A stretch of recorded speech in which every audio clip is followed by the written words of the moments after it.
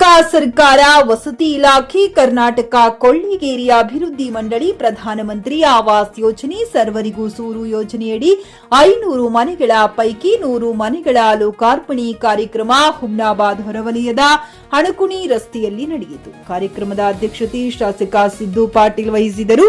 ಮುಖ್ಯ ಅತಿಥಿಗಳಾಗಿ ವಿಧಾನ ಪರಿಷತ್ ಸದಸ್ಯ ಡಾ ಚಂದ್ರಶೇಖರ್ ಪಾಟೀಲ್, ಕಾರ್ಯಪಾಲಕ ಅಭಿಯಂತರು ಎಂಎ ಕಯೂಂ, ಸಹಾಯಕ ಕಾರ್ಯಪಾಲಕ ಅಭಿಯಂತರು ಶ್ರೀಧರ್ ಸರವಾಡ ಸೇರಿದಂತೆ ಫಲಾನುಭವಿಗಳು ಹಾಗೂ ಸಾರ್ವಜನಿಕರು ಉಪಸ್ಥಿತರಿದ್ದರು. JK news Kannada, Humnabad. ಇದು ಭ್ರಷ್ಟರ ಪಾಲಿಗೆ ಸಿಂಹ ಸ್ವಪ್ನ. ಪ್ರಧಾನ ಮಂತ್ರಿ ಆವಾಸ್ ಯೋಜನೆ ಅಡಿಯಲ್ಲಿ ಇಂದು ಹುಮ್ನಾಬಾದ್ನಲ್ಲಿ 100 ಮನೆಗಳ ಈ ಒಂದು ಉದ್ಘಾಟನೆಯ ಕಾರ್ಯಕ್ರಮ. ಈ ಒಂದು ಕಾರ್ಯಕ್ರಮದಲ್ಲಿ ಮುಖ್ಯ ಅತಿಥಿಗಳಾಗಿ ಆಗಮಿಸಿದಂತ MLCಗಳಾದಂಥ ಡಾಕ್ಟರ್ ಚಂದ್ರಶೇಖರ್ ಪಾಟೀಲ್ ಅವರೇ ಹಾಗೂ ಈ ಒಂದು ಕೊಳಗೇರಿ ಅಭಿವೃದ್ಧಿ ಮಂಡಳಿಯ ಅವರೇ, AW ಅವರೇ ಮತ್ತು ಸಂಬಂಧಪಟ್ಟ ಇಲಾಖೆಯ ಅಧಿಕಾರಿಗಳೇ ಹಾಗೂ ನಮ್ಮ ಪಕ್ಷದ ಎಲ್ಲ ಮುಖಂಡರುಗಳೇ, ಪತ್ರಿಕಾ ಸ್ನೇಹಿತರೆ ಹಾಗೂ ವಿಶೇಷವಾಗಿ ಈ ಒಂದು ಕಾರ್ಯಕ್ರಮದಲ್ಲಿ ಬಂದಂತ ಏನು ಈ ಒಂದು ಮನೆಗಳ ಬೆನಿಫಿಷಿಯರಿ ಇದ್ದಾರ ಎಲ್ಲ ಬಂದಂತ ನನ್ನ ತಾಯಿಂದರೆ, ಇವತ್ತಿನ ಈ ಒಂದು ಕಾರ್ಯಕ್ರಮ ಕರ್ನಾಟಕ ರಾಜ್ಯದ ಮುಖ್ಯಮಂತ್ರಿಗಳಂತ ಸನ್ಮಾನ್ಯ ಶ್ರೀ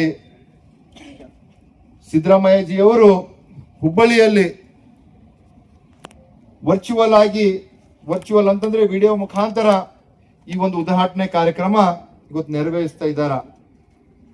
ಇವತ್ತು ಈ ಕೊಳಗೇರಿ ಅಭಿವೃದ್ಧಿ ಮಂಡಳಿ ವತಿಯಿಂದ ಏನು ಪಟ್ಟಣಗಳಿರ್ತಾವ ಆ ಪಟ್ಟಣಗಳಲ್ಲಿ ಕೊಳಗೇರಿ ಅಂತಂತ ಅಂದ್ರೆ ಆ ಒಂದು ವಾರ್ಡ್ ಆಗಿರ್ಬೋದು, ಆ ಗಲ್ಲಿ ಆಗಿರ್ಬೋದು, ಹಿಂದುಳಿದಂತ ಓಣಿ ಇರ್ತದದು. ಆ ಓಣಿನೂ ಕೂಡ ಹೇಗೆ ನಮ್ಮಲ್ಲಿ ನೋಡಿ ಶಿವನಗರಕ್ಕೆ ನೋಡಿ, ನಮ್ಮ ತಳಪೆಟ್ಟಿಗೆ, ಶಿವಪುರ್ಕ, ಕೋಲಿವಾಡ ಕಂಪೇರ್ ಮಾಡಿ ನೋಡ್ರಿ, ಇವು ಅಭಿವೃದ್ಧಿ ಹೊಂದಂತ ವಾರ್ಡ್ಗಳಿವು. ಅವು ಬ್ಯಾಕ್ವರ್ಡ್ ಇರತಂತ ವಾರ್ಡ್ಗಳಿಗೆ ನಾವು ಸ್ಲಮ್ ಬೋರ್ಡ್ ನಲ್ಲಿ ಇವತ್ತು ನೋಡ್ತೇವೆ. ನಮ್ಮ ಹುಮ್ನಾಬಾದ್ ನಲ್ಲಿ ಕೂಡ ಸುಮಾರು 7 ಗಲ್ಲಿಗಳು ಈ ಒಂದು ಸ್ಲಮ್ ನಲ್ಲಿ ಬರ್ತಾವ. ಇನ್ನೊಂದು ಹೇಳಕ್ ಇಚ್ಛೆ ಪಡ್ತೀನಿ ನಾನು, ಇವತ್ತು ನಾವು ಆ ಕೊಳಗೇರಿಗಳನ್ನು ಮುಕ್ತವಾಗಬೇಕು. ಯಾಕಂತಂದ್ರೆ ಡೆವಲಪ್ಮೆಂಟ್ ಇದ್ದಿದ್ದು ಡೆವಲಪ್ಮೆಂಟ್ ಆಗ್ತದೆ ಇರ್ತದ, होता नहीं जी.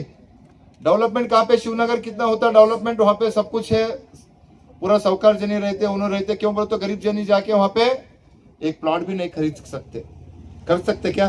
नहीं. ಅದಕ್ಕಾಗಿ ಇವತ್ತೇನು ಇವು ಕೊಳಗೇರಿ ಪ್ರದೇಶಗಳಿದೆ ಇವು ಮುಕ್ತವಾಗಬೇಕು ಅಂತ ಈ ಒಂದು ಯೋಜನೆ. ಸುಮಾರು ಹುಮ್ನಾಬಾದ್ನಲ್ಲಿ 500 ಮನೆ, ಚುಡುಗುಪ್ಪನಲ್ಲಿ 545 ಮನೆಗಳು. ನಂದೊಂದೇನು ಹೇಳ್ತಾ ಇದ್ದೀನಿ ಅಧಿಕಾರಿಗಳಿಗೆ, ಗೊತ್ತು ತಾವು ನಾವು ಸ್ಲಮ್ ಬೋರ್ಡ್ ನಲ್ಲಿ ಕೊಡ್ತೇವೆ ಇಯರ್, ಆದ್ರೆ ತಾವು ಇವು ಮನೆಗಳು ಕೂಡ ಸ್ಲಮ್ ಬೋರ್ಡ್ ನಲ್ಲೇ ಆಗ್ಬೇಕು, ಸ್ಲಮ್ ಏರಿಯಾದಲ್ಲಿ ಆಗ್ಬೇಕು. ತಮ್ಮ ಹತ್ರನೂ ಕೂಡ 2 ಇದೆ, ಒಂದು ಇನ್ಸೆಂಟಿವ್, ಒಂದು ವರ್ಟಿಕಲ್ ಹೌಸಿಂಗ್.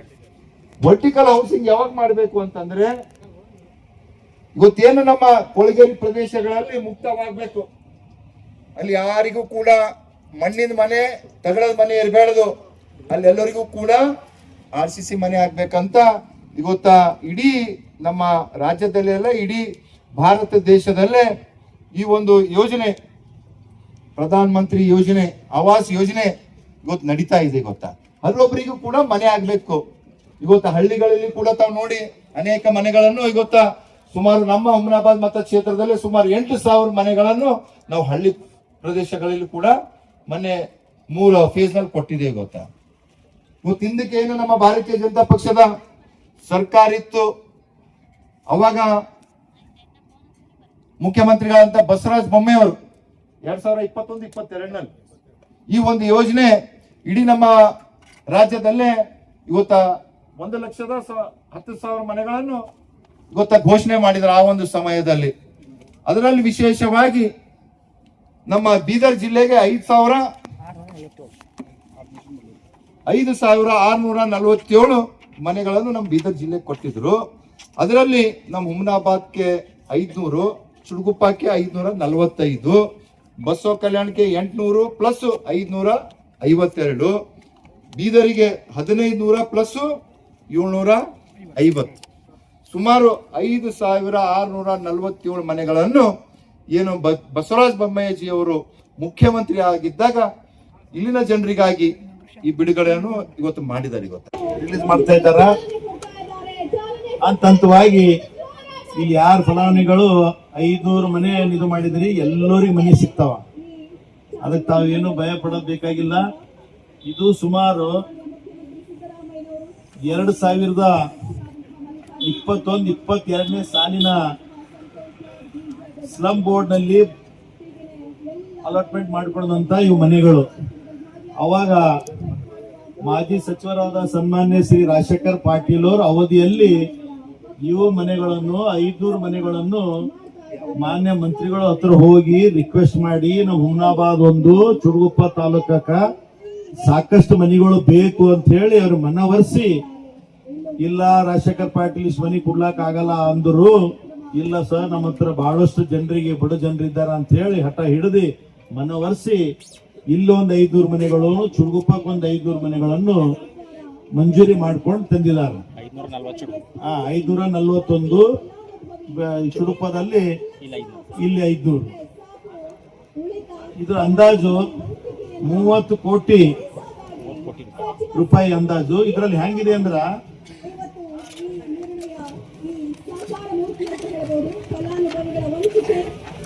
ಇದು ಪ್ರತಿ ಫಲಾನುಭವಿ ತುಂಬಾ ಹೊಸಕಂದ್ರೆ ಇದು 7,14,000 ರೂಪಾಯಿಗೆ ಒಂದು ಮನೆ. ಅದರಲ್ಲಿ ಏನಿದೆ, ಕೇಂದ್ರ ಸರ್ಕಾರ 1,50,000 ಅನುದಾನ ಕೊಡ್ತು ಕೇಂದ್ರ ಸರ್ಕಾರ. ಆಯ್ತಾ? ಅದು ಆಗಿನ ಮೇಲೆ ರಾಜ್ಯ SC ಫಲಾನುಭವಿಗಳು 1 ಲಕ್ಷ ಕಟ್ಟಬೇಕು. ಮಿಕ್ಕಿದು 4,64,000 ರೂಪಾಯಿ ಆಮೇಲೆ ಕಟ್ಟಬೇಕಂತಿತ್ತು.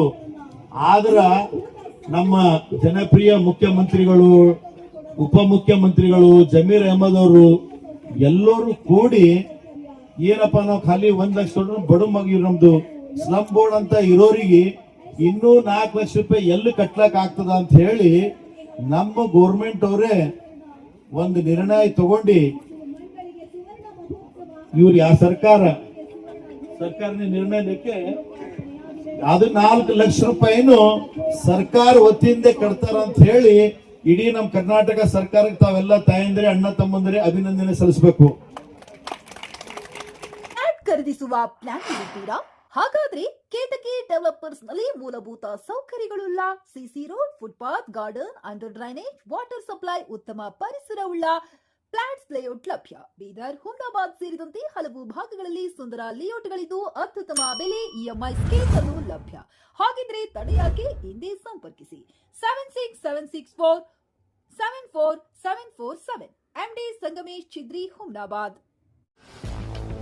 ಗ್ರಾಹಕರ ಸ್ಯಾಟಿಸ್ಫ್ಯಾಕ್ಷನ್ ನಲ್ಲಿ ನಂಬರ್ 1 ತೃಪ್ತಿಕರದಾಯಕವಾದ ಹುಮನಾಬಾದ್ನ ಎಸ್ವಿ ಟಿವಿಎಸ್ ಶೋರೂಮ್ ನಿಮಗಾಗಿ ತರುತ್ತಿದೆ ಹೊಸ ಮಾಡೆಲ್ಗಳ ಹೊಸ ಬೈಕ್ಗಳು. ಇಲ್ಲಿ ಟಿವಿಎಸ್ ನ ಸ್ಪೇರ್ ಪಾರ್ಟ್ಸ್ ಹಾಗೂ ಸರ್ವಿಸ್ ಕೂಡ ಲಭ್ಯ. ಹಾಗಿದ್ರೆ ತಡೆಯಾಕೆ? ಹಿಂದೆ ಭೇಟಿ ನೀಡಿ. ನಾಗಲಕ್ಷ್ಮಿ ಧಾಬಾ ಹತ್ತಿರ, ಗುಲ್ಬರ್ಗಾ ರೋಡ್, ಹುಮನಾಬಾದ್. ಹೆಚ್ಚಿನ ಮಾಹಿತಿಗಾಗಿ ಸಂಪರ್ಕಿಸಿ 8494951009.